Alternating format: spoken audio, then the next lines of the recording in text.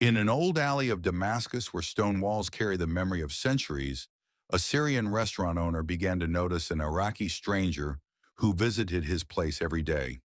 The man would enter quietly, order a single loaf of bread, eat half of it carefully, leave the other half on the table and walk away in silence.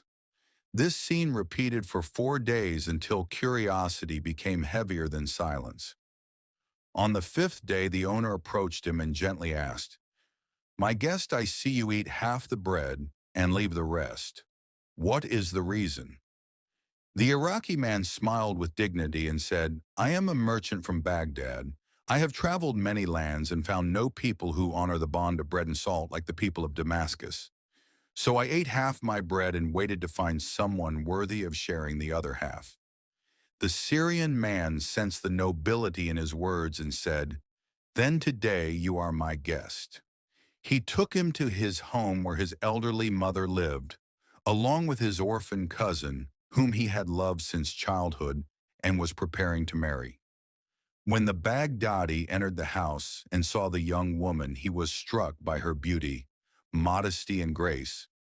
After the meal, the Iraqi surprised his host with a heavy request. Swearing by the bread and salt between them, he asked for the hand of the cousin in marriage.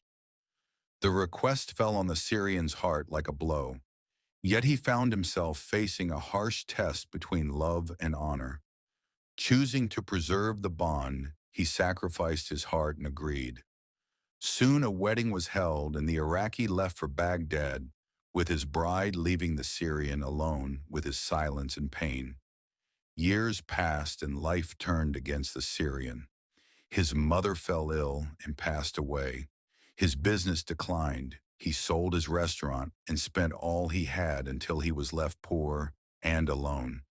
He remembered his Baghdadi friend, who had become one of the wealthiest men in Iraq, and traveled to Baghdad hoping for kindness. He arrived at the Grand Palace and asked to meet him. A servant disappeared for a long time, then returned carrying a bag full of gold, saying, "My master sends you his greetings and this gift."